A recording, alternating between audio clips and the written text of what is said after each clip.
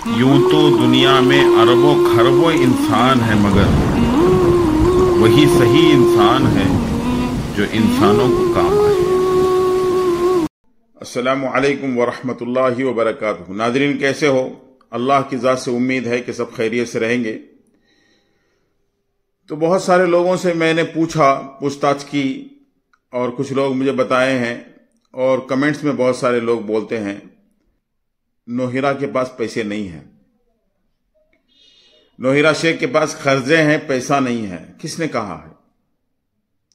अगर नौहिरा शेख के पास पैसे नहीं है तो आप देख सकते हैं कि कितने कितने बड़े मीटिंग्स वो चल रही हैं, कितने बड़े बड़े जो है मीटिंग्स में वो अटेंड कर रही हैं, और एक आदमी इतनी हिम्मत के साथ और अपने तरफ से इतने लोगों को जमा करके। वैसे तो दिल्ली काफी एडवांस्ड है, शहर है, और इसे और भी एडवांस बनाया जा सकता है, पर इसकी सत्ता सही पार्टी के हाथ में आई कहां है? हमें तो डॉक्टर नौहिरा शेख के दिल्ली दौरे से बहुत उम्मीद है। हाँ, दिल्ली में बढ़ते भ्रष्टाचार के बारे में पूरा देश जानता है। डॉक्टर नौहिरा शेख MEP अध्यक्ष दिल्ली आ रही है, सुन के बहुत खुशी मिली। अपने दौरे में वह भ्रष्टाचार को कैसे कम करेगी यह जरूर जनता को बताए। जनता की उम्मीद उनसे बहुत ज्यादा है। दिल्ली के सारे लोग MEP party president doctor Nowhera Shaikh ji का दिल्ली दौरे से काफी खुश हैं और वेट कर रहे हैं गुड न्यूज का। दिल्ली में रोजगार की भी कमी है। सरकार बातें तो बहुत करती है पर रोजगार की कमी दिल्ली नहीं हुई है। डॉक्टर नौहिरा शेख के इस दौरे में हम उससे उम्मीद करते हैं ये रोजगार की समस्या की में जरूर बात करेगी। महिला की सुरक्षा दिल्ली में सबसे बड़ा मुद्दा है, और जब महिला की ही वकालत करने वाली डॉक्टर नौहिरा शेख आ रही है तो दिल्ली तो जरूर महिला के लिए कुछ करेगी, वो पूरा विश्वास है। दिल्ली में प्रदूषण भी तेजी से बढ़ रहा है, सरकार कोई कदम भी नहीं उठा रही। सांस लेना तो बीमारी को निमंत्रण है। जैसे में देश की जनमाननीय नेता डॉक्टर नौहिरा शेख दिल्ली की समस्या को समझने और समाधान करने आ रही है, तो उनसे हमने बहुत उम्मीद लगाई है। डॉक्टर नौहिरा शेख का दिल्ली दौरा सही में बहुत जरूरी है। अगर दिल्ली का विकास चाहिए तो डॉक्टर नौहिरा शेख जैसे चेहरे को मौका देना पड़ेगा। डॉक्टर नौहिरा शेख दिल्ली आने वाली है, बस यही कहेंगे, बस बुनियादी सुविधाएं जो एक आदमी की जरूरत है वो मिले, जनता की पानी की समस्या दूर हो, प्रदूषण मुक्त पर्यावरण, महिलाओं के ऊपर अपराध बंद हो, रोजगार मिले, और उन पे पूरा विश्वास है। आगे देखते हैं। डेवलपमेंट और दिल्ली का तो जैसे दुश्मनी का नाता है। हम दिल्ली वाले तो यही चाहते हैं कि डॉक्टर नौहिरा शेख दिल्ली के डेवलपमेंट पर थोड़ा ध्यान दें। दिल्ली की हेल्थ केयर फैसिलिटीज आज भी बहुत बेकार सिचुएशन, जबकि दिल्ली को इंडिया का बेस्ट हेल्थ केयर फैसिलिटीज मिलना चाहिए। हमें डॉक्टर नौहिरा शेख जी से काफी उम्मीद है। MEP पार्टी का हमेशा देश की राजनीति में एक अच्छा योगदान रहा है, और हम दिल्ली के लोग MEP पार्टी के से इस बार डेवलपमेंट की मांग कर रहे हैं दिल्ली के लिए। उत्तर प्रदेश भले ही पॉपुलेशन में आगे हो, लेकिन रोजगार में हमेशा पीछे ही रहा है। डॉक्टर नौहिरा शेख का उत्तर प्रदेश विजिट रोजगार के लिए काफी इम्पोर्टेंट है। हम तो स्पेशल रिपोर्ट बनाए हैं, चलो कोई तो आ रहा है जो हमारा दुख समझ सके, और ये दुख महिला ही समझ सकती है। हमें तो डॉक्टर नौहिरा शेख के उत्तर प्रदेश दौरा का काफी इंतजार है। देखो भैया, भले MEP रूलिंग में नहीं है, लेकिन उन्होंने जो समाज सेवा और काम की है आम जनता के लिए, वो तारीफ के लायक है। और इस बार national MEP president doctor Nowhera Shaikh का आना अपने आप में न्यू अपर होगा हम सब के लिए। पॉपुलेशन इतना ज्यादा होने के कारण उत्तर प्रदेश जो हेल्थ समस्या से जूझ रहा है वो चिंता का विषय है।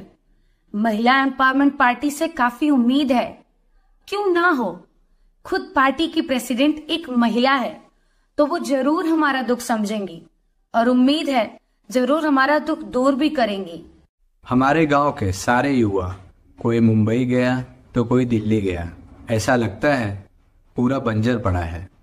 अभी सुना है डॉक्टर नौहिरा शेख आ रही है, उनसे तो हमारी काफी उम्मीद है। डॉक्टर नौहिरा शेख जी से हम UP वालों को बहुत उम्मीद है, देखते हैं, हमें उनका इंतजार है। देखिए, UP किसी न किसी मामले में देश में हमेशा सुर्खियों में रहा, लेकिन हम चाहते हैं कि हेल्थ और एजुकेशन के मामले में भी UP सुर्खियों में रहे, और हम यही डिमांड करेंगे डॉक्टर नौहिरा शेख जी से। उत्तर प्रदेश देश की सबसे पॉपुलेटेड स्टेट है, पूरे देश की नज़र उस पर रहती है। डॉक्टर नौहिरा शेख उत्तर प्रदेश आ रही है, उस पर हमारी नज़र रहेंगी। हमें जातिवाद राजनीति से ऊपर उठना होगा। UP में MEP पार्टी के दौरे से हमें बहुत उम्मीद है। डॉक्टर नौहिरा शेख जी का UP का दौरा पूरे देशवासियों की नज़र में रहेगा। हमें MEP पार्टी से काफ़ी उम्मीदें हैं। ये जितने भी लोग जो है ना, अभी वो मतलब नौहिरा शेख इस तरह से यूपी में, दिल्ली में आएंगी और यहाँ के लोगों की तकलीफ दूर कर देंगी, रोजगार देंगी। ये सब जितने भी लोग बोल रहे हैं ना, ये इनके बनाए हुए लोग हैं, ये खुद बनाए हैं उनको बिठा के। जिस तरीके से ये बोलती है ना नौहिरा शेख कि ये मीडिया पे बोलने वाले सब जो है ये दलाल हैं, बस 5,000, 10,000, 3,000 के लिए काम करने वाले हैं। हकीकत में ये इनके पास है।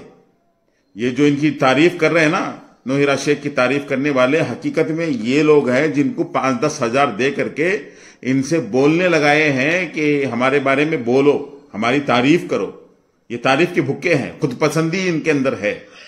तो ये तारीफ अपनी करवा लेते हैं पैसे दे करके, क्योंकि लोगों में इनको मशहूर होना है, मारूफ होना है, तो इनको जो है कुछ पैसे दे करके लोगों को अपनी तारुफ करा लेना है। तो इसके लिए क्या करते हैं कि जो कुछ भी किए हैं, हकीकत में दोस्तों कि नौहिरा शेख के पास पैसे है, बहुत सारी जायदाद है। ये आपकी मेहनत के पैसे हैं, आपकी जायदाद है दोस्तों। हम और आप क्यों खामोश रहें? इसके लिए कोई आवाज उठा रहा है तो हम उसका साथ देंगे, साथ दे करके उसको और भी मजबूत करें, हिम्मत दें, ताकि वो अपनी मेहनत में आगे बढ़े और अपनी मेहनत में कामयाब हो जाए। तो इसके लिए जो कुछ भी हमारे सामने जो भी रास्ता नजर आता है, हमारे पास कोई दूसरा रास्ता नहीं है जिस रास्ते से चल करके हम नौहिरा शेख के पास से पैसा लें। सऊद पौने साहब का जो फ्यूचर फाउंडेशन है, इसके बारे में आप जो है तहकीक कीजिए, उनसे बातचीत कीजिए और वो जो कुछ कहते हैं उस पर आप चलने की कोशिश कीजिए कि इनको कुछ जो है लोग साथ देंगे तो ये भी आगे बढ़ने के लिए अच्छा होगा। हिम्मत के साथ ये भी कुछ काम कर सकते हैं। तो ये अस्सलामु अलैकुम वरहमतुल्लाहि वबरकातुहू। मैं सऊद पौने फ्यूचर कंसेंसस फाउंडेशन के प्रेसिडेंट की हैसियत से वीडियो बना रहा हूँ। मैं आप तमाम इन्वेस्टर्स को अब नौहिरा शेख का नया बिजनेस प्लान बताना चाह रहा हूँ। अब ये लोग दोबारा से इन्वेस्टमेंट कलेक्ट करने की बात कर रहे हैं, लेकिन जो पुराने इन्वेस्टर्स है वो इसमें कंटिन्यू नहीं होंगे। जो अब नए सिरे से पैसा लगाएंगे, पुराने इन्वेस्टर्स को भी अगर इसमें जुड़ना है तो उनकी पुरानी इन्वेस्टमेंट इसमें नहीं गिनी जाएगी। जो अब वो नया पैसा लगाएंगे वो ये लोग बता रहे कि उस पर उनको प्रॉफिट मिलेगा। तो इन्वेस्टर्स आप लोग यहीं पे समझ जाओ कि हमारे पैसों का क्या खेल किया गया है। जो बात मैं बार बार बोल रहा हूं कि हमारा पैसा इलेक्शन में फूंक दिया गया है, हमारे पैसों को नौहिरा शेख ने इलेक्शन में उड़ा दिया है। हमने ये सवाल करीबी लोगों से भी किया कि भाई 2016, 2017 और 2018 के प्रॉफिट्स डिक्लेरेशन का क्या हुआ? तो इसका उन लोगों के पास, हीरा ग्रुप ऑफ कंपनीज के पास, इनके दलालों के पास, इनके एजेंट्स के पास, किसी के पास कोई जवाब नहीं है। ऑफिशियल नोटिसेस भेजे, इसका भी कोई जवाब नहीं है।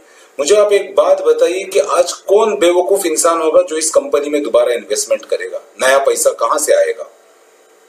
इसीलिए मैं इन्वेस्टर्स आप सब लोगों को ये बात बोलना चाह रहा हूं कि इस मसले पर हम लोग अगर आगे नहीं आएंगे, जद्दोजहद नहीं करेंगे, एक कुव्वत नहीं बनेंगे, तो नौहिरा शेख पैसा देने वाली नहीं है। मैं आप तमाम इन्वेस्टर्स से ये अपील करता हूं कि अपने पैसों के लिए आप लोग आगे आइए।